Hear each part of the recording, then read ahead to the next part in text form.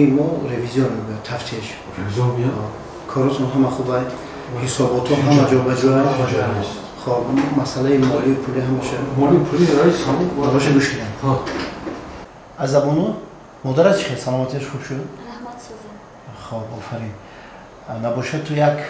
کارسون کلچه پس کلچه های بامزه با شیر باشه با خوب تر قایماقی مالش خب رئیس چند نفرم راست یاب نمیدونم منم پرسیدم چند نفرم و گفتم که نمیدونیم یک تا گوسفند فربه کشتن هست رئیس هم اوجوش هم تفتی فهمیدی سیرکا چی سیرکا خاص سیرکا سیرکا چو خیر که برای احتوتی که یا سیرکا یا گوسفند میکشم میشکنم خیلی میفهمی که شما خیر جون ما خودمو میوه را قطعی نشونه ما شعبه قرمش تشکیل میکنم خب مویز و قندو ها مویز و قندو خب یک چیز دیگه ما پولی که در توی من بچه من صرف کرده بودی جابجا کردی؟ اما جابجا رئیس جابجا؟ به پردام جابجا رئیس آفرین رئیس هم 12 گوسفند بود که هم در تویتون آخه ای دوده آب گوسفند که خورده جواب شگرد دادم نه ما خودم حال میکنم و ما خودم توقنه بودم کوخی دارم اونجا نه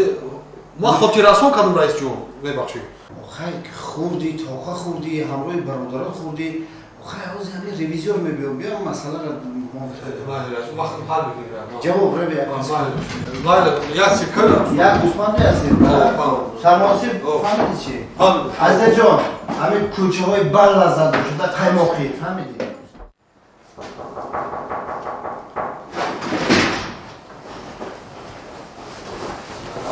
لابای مرمت اکا سلام علیکم خوش اومدید شما مرمت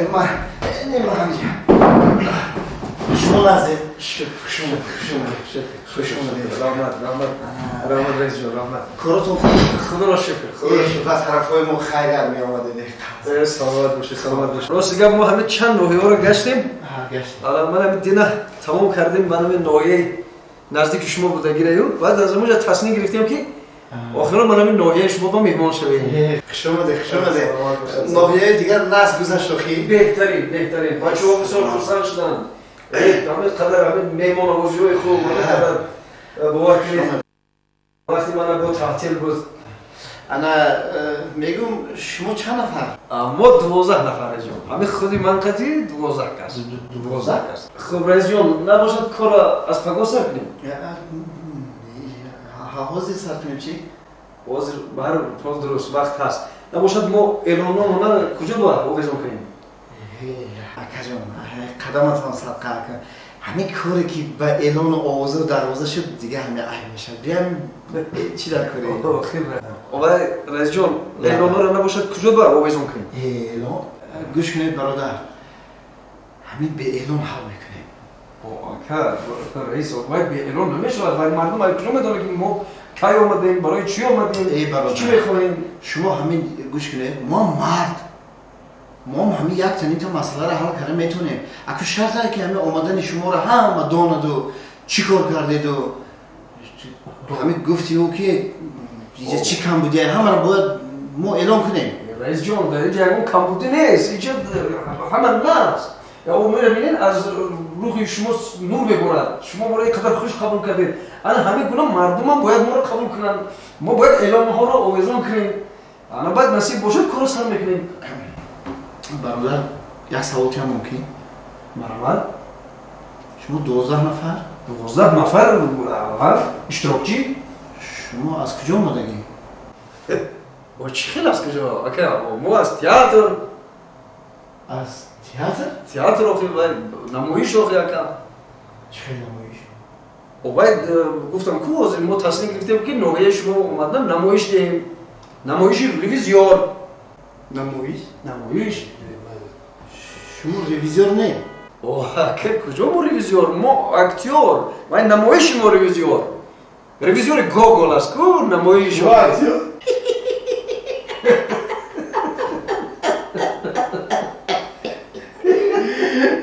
رفیق اکتیور اینجا که خواهی کردید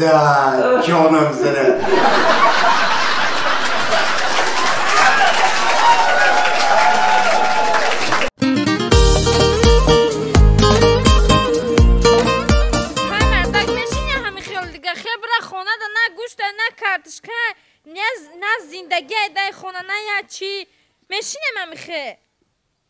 چیکار کنم آخه او برای بازاری یا چیکو یا کارچکای گوشت یا چی بیار ای چی زندگی بود آخه ای چی نزده خونه آخه زنک همین دینه یک قبچه کارچکای یک قبچه پیاز آوردم کجا شدن یو و در نظر تو دینه تو و یا موزی ها چی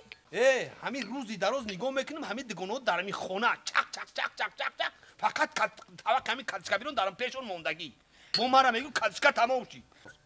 اگه خنگو خستوار ختم کم غم نسته میاین هفتهاش کتی نمیرن هیچ تا زندگی بود اکی خال بای اکی خال بای اینه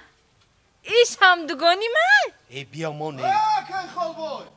امی جاک بندم است پا خیلی میستان که اکن بس شکو بسم الله الرحمن الرحیم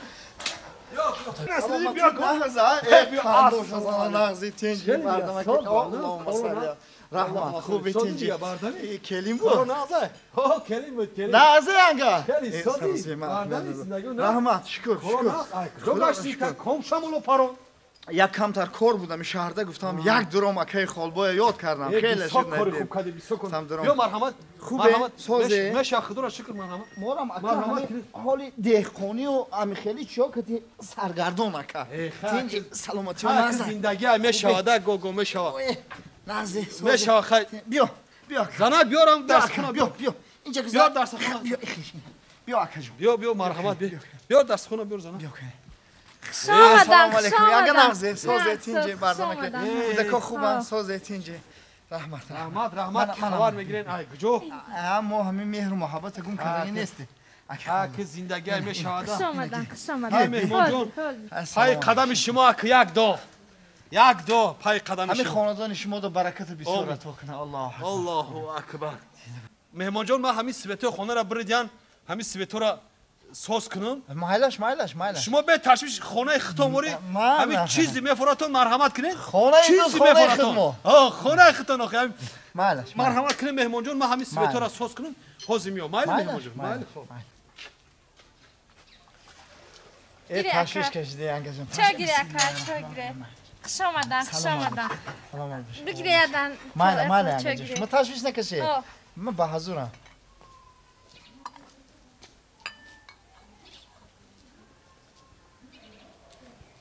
چای خواه نداشته میشه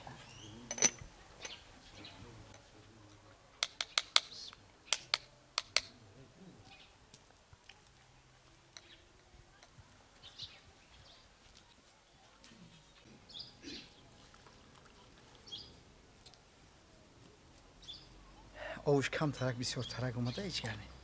ولی میبرویه